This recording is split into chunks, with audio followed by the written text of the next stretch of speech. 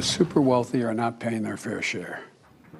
But it's time for corporate America and the wealthiest 1% of Americans to just begin to pay their fair share. Pay your fair share.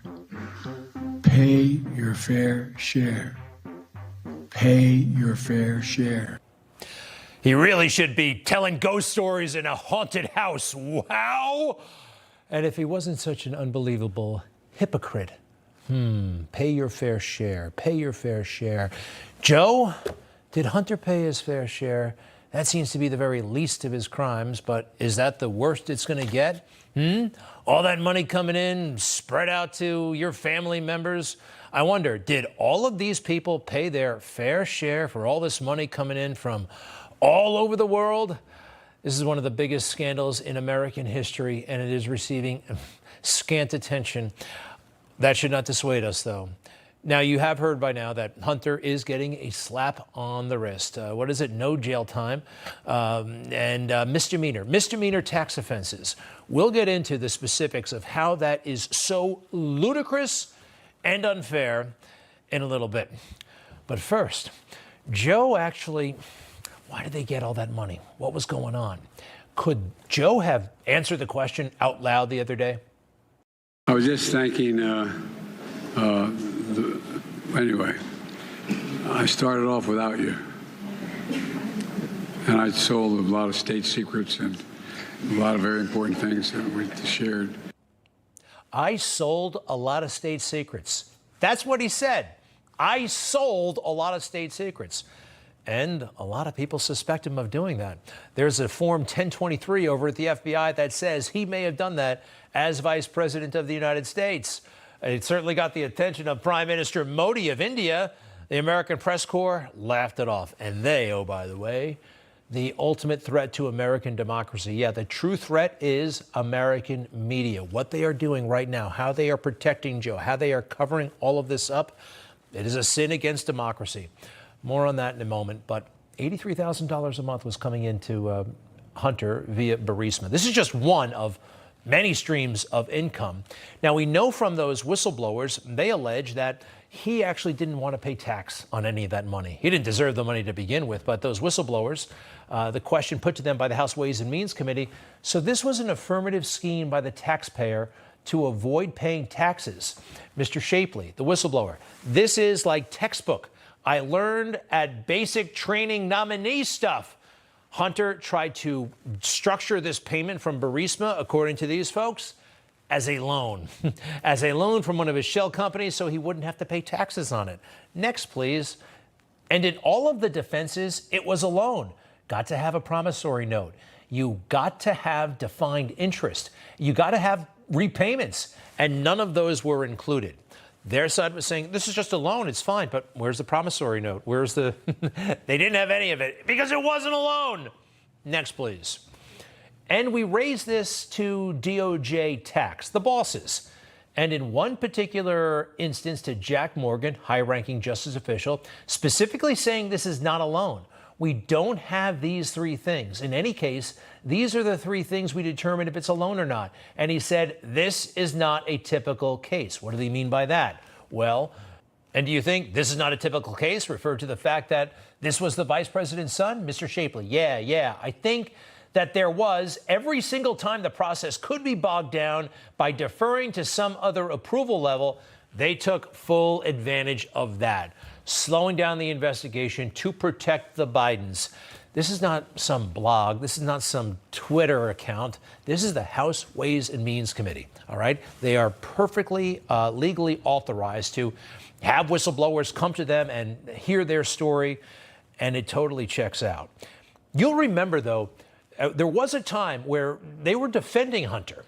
Everybody, the swamp, saying Hunter had every right and every capability to be conducting all of this business all over the place. Hunter was bragging all the time about how good he was at international business.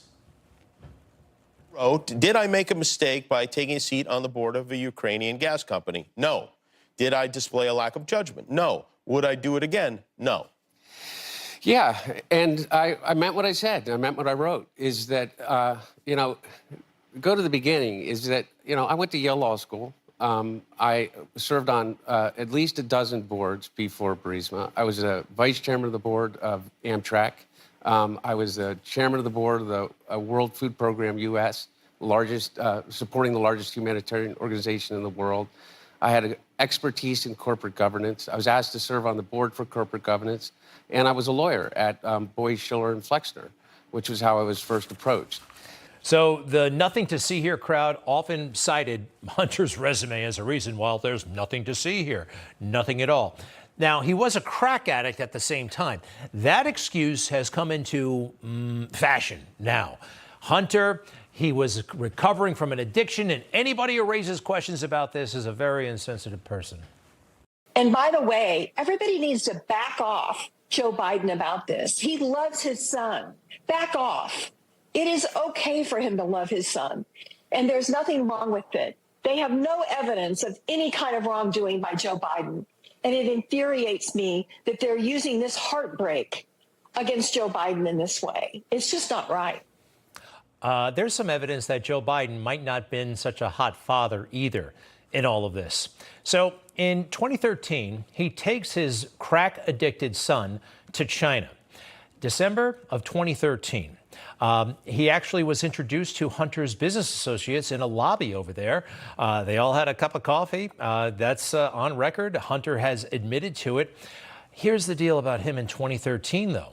This was a time where Hunter was using. According to the New Yorker magazine, an article he assisted with, he had another relapse in early 2013 after he suffered from a bout of shingles for which he was prescribed painkillers. When the prescription ran out, he resumed drinking. Also in 2013, May 2013, Hunter actually joined the Navy Reserve for a day. He had a urine sample taken for testing. A few months later, Hunter received a letter saying that his urinalysis had detected cocaine in his system. This is all in 2013, and this is all when he went to China with his dad conducting business. Now, this is the last place he belongs. I believe. I am not a drug counselor, but, you know, sometimes when you take somebody like that and you put them in proximity to the ultimate power, it can mess with the head. And it's still happening. What is Hunter doing flying on Marine One with his father to Camp David as he did this weekend? You know, they have this phrase, too close to the sun. And actually, Teddy Roosevelt, one of his sons, wrote about this. It can mess with your head. And it's not a good place to be for, I'm going to say it, a guy who is struggling with addiction. All right? Having, quite frankly, struggled a little bit with addiction myself a long time ago. No hard drugs, but alcohol. Hunter, call me. Anyway, what about these text messages? This thing is big, and it's being completely ignored. I am sitting here with my father, and we would like to understand why the commitment made has not been fulfilled. Tell the director that I would like to resolve this now before it gets out of hand, and now means tonight. And Z, if I get a call or text from anyone involved in this other than you, Zhang, or the chairman, I will make certain that between the man sitting next to me and every person he knows and my ability to forever hold a grudge, that you will regret not following my direction. I am sitting here waiting for the call with my father, who was then a former vice president of the United States, about 6 months after he left office. All of these text messages were sent to Henry Zhao, a prominent Chinese Communist Party official who was doing business with Hunter. Big-time business. And this text message, we believe, was sent from Wilmington, Delaware. We know Hunter was there based on the metadata in this photograph. The Marco Polo Institute provided that. As for Joe Biden's whereabouts, we're not sure, but circumstantially, I'd put him on the couch right next to Hunter. What happened a few days after? The Homeland Security Senate Committee actually determined that, yes, money from China hit accounts that Hunter Biden could control all the way just a few days after that. This is amazing stuff. At one point, we had an aggressive media in this country, somewhat. I mean, they were always biased. They always protected Democrats. But when you're confronted with stuff like this, they'd have to say something. And a few years ago, they did. Do you think it was wrong for him to take that position? No. knowing that it was really because that company wanted access to you. Well, that's not true. You're saying things you do not know what you're talking about. No one said that. Who said that? Don't Who you said think that? Don't you think that it's just one of those things where people think, well, that seems kind of sleazy. Why would he have that job if not for who his father was? Because he's a very bright guy. I guess the question I'm kind of asking is, Appearance. was it right? His appearance. Yeah. Yeah. Well, he said he regretted having done it. Yeah. Speaks for himself. He's a grown man. No one. Who's asking that? Everyone's asking that. Everyone. Yeah, but who? Everyone. That's a long time ago, 2020, before the world went totally and completely insane. So this text message is released by the House Ways and Means Committee. It's a big deal, okay? Meet the Press, the signature political show for the mainstream media. They don't mention it once yesterday, not once. But here's the very strange thing. He knows it's a big issue. I'll prove that in a moment. And one of his panelists knows it's a big issue. I want to go to Friday, the press conference where lightning struck and people were actually asking about this smoking gun evidence that might implicate the President of the United States. Kirby wouldn't answer James's question, though. Are you going to answer the question? I mean, not a reasonable question to ask whether the President of the United States was involved, as this message seems to suggest, in some sort of coercive conversation for business dealings by his son. Is that something, if he wasn't, then maybe you should tell us. That's Peter Baker for the New York Times. He's no dummy. He's been around for a long time, but he's owned by the left, I guess, because he shows up on the Meet the Press show and refuses to talk about it. It's not mentioned. This is the kind of thing that on a political roundtable show you talk about at the end of the week. These are week in review shows. Zero mention on all of Meet the Press on Sunday. Yet on Friday, you know what they have? Baby Meet the Press that nobody watches, and they can say things and the Biden administration isn't going to notice, but this text message got their attention on Baby Meet the Press. One place to start, has there been any thought of either Hunter Biden or through Hunter Biden's lawyer that he say whether or not those phone calls and text messages that are quoted by him, that when he referred to his father, do we know whether his father was actually in the room? No, and I asked Karine Jean-Pierre that exact question as well. I said, can you state definitively whether on July 30th, 2017, that text message you're referring to that was referred to by the IRS whistleblower, again, somebody under sworn testimony, a former government official who is alleging this, whether she could speak to that in the White House. And specifically, Karine Jean-Pierre told me, I have not spoken to the president about that. I asked her, do you plan to? Can you get us that answer? And she said, Chuck, no, I don't plan to speak to him about this, and I don't plan to address this from the podium. Wow. And that's why you're having other folks in the White House, like from Oversight and Investigations, having to address this from a different way, but certainly not on camera and not at the podium, which in many ways creates more questions about this issue. Sure does. Creates more questions. I heard Chuck Todd saying, wow, wow.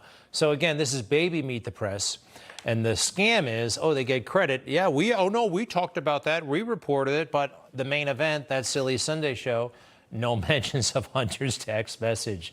This is anti-democratic. They don't want people to know. You and I, we know these things, but a lot of people don't. And they believe these people. They think they're getting all the news. Well, now they did bring up Hunter's sweetheart plea arrangement, but the way they did it, well, it's kind of priceless. Check this out. You think it was appropriate for Hunter Biden to be at the same event as the Attorney General Merrick Garland was in the same week he accepted a plea deal? You know, I think as the president explains, that's his son. That's a separate thing. And I would like to say about that decision was made by an independent prosecutor who is a Trump-appointed U.S. attorney who had 10 years of experience. Oh, boy. The guy wasn't even able to apparently make the decision himself. He had to talk to his bosses. What's really rich about this moment is not what she's saying. It's that she used to be the tenant of the guy who just asked the question. Chuck Todd used to be Senator Amy Klobuchar's landlord. Yes, she paid him rent. And you know that. I know that. But anybody who meets the press or watches that meets the press, they don't know that. It's never been acknowledged. That huge, blatant conflict of interest, They don't want people to know about a lot of things over there.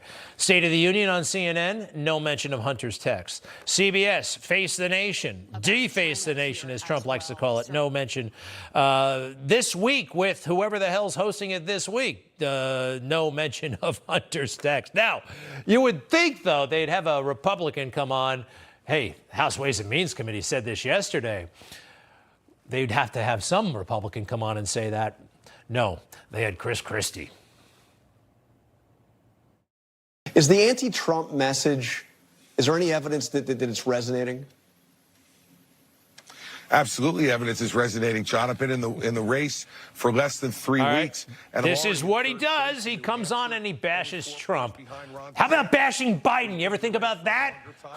It's kind of amazing. Now, that brings us to Fox News. Fox News. When have they let us down? we could make a movie about that. Actually, some movies have already been made. Yeah, the Fox Shannon Bream Sunday show, Fox News Sunday, no mention. Well, they actually kind of mentioned it, but it was the strangest thing. Watch. Some other things that the whistleblower brought up, he brought up text messages and things that he said implicated suggestions of other potential issues that needed to be investigated, but he said that he was being stymied by the Justice Department during this investigation. Christopher Clark, who's an attorney for Hunter Biden, says this: any verifiable words or actions of my client in the midst of a horrible addiction are solely his own and have no connection to anyone in his family. Any suggestion the investigation was not thorough or cut corners or cut my client any slack is preposterous and deeply irresponsible. So Elizabeth pushing back hard, reminding folks where Hunter Biden was in the midst of this, but not necessarily denying that these texts and things attributed to him could be legitimate. So what happened there? They spent more time on the denial than the actual allegation. And how did they speak about the allegation? Did you hear it? Did she even mention Hunter Biden or Joe? One more, just that little nugget, please. Some other things that the whistleblower brought up, he brought up text messages and things that he said implicated suggestions of other potential issues that needed to be investigated. Okay, let's put that up on the screen, please. This is implicated suggestions of other potential issues. Wow. What are their marching orders? Why are they protecting Joe Biden? Is it, I think they want to hurt Trump? I don't know, but that's no way to ask that question on their signature political show, because the House Ways and Means Committee, I think they deserve a little bit of credibility and respect, don't you? Whistleblowers say reoccurring unjustified delays pervaded the investigation, including authenticating a WhatsApp message in which Hunter Biden demands payment from Chinese officials, noting that his father is in the room. Wow, that's clear cut. He said it. Anyway, suggestions that could be interpreted as possibly negative for some persons. Thank you very much, Chairman Jason Smith. So, where are we? Hunter Biden, the deal is what? They're going to skip that felony gun charge. That goes away. Pleads guilty to 2 tax misdemeanors, no jail time. I'm not a lawyer. I'm not an accountant, but I seem to remember from the news prominent people going to jail for not paying taxes, and people nobody knows going to jail for not paying taxes. Here are some notables. Wesley Snipes, the actor, sentenced to 3 years in prison for failure to pay taxes. That happened a while back. Darryl Strawberry back in the day, sentenced 3 months in prison, 3 months house arrest, tax evasion. Lauryn Hill, singer in the Fugees, I believe, 3 months, failure to pay taxes. Who remembers this guy? Richard Hatch, season 1 of the, what show was that again? Survivor, sentenced to 51 months, failure to report earnings. Pete Rose, did he really bet against baseball? I have a feeling he got a raw deal here. Sentenced to 5 months, failure to report earnings. Leona Helmsley, sentenced 4 years, failure to pay taxes. Wow, wow. And Joe Biden can wag his finger at the American people, shaming people, hiring how many more thousands of IRS tax agents, right? Hunter's not going to jail. These people did. Ultimate in hypocrisy. And this is a big scandal, and we can't drop it. We've got to stay on this. Everybody, tell your friends. We'll be right back.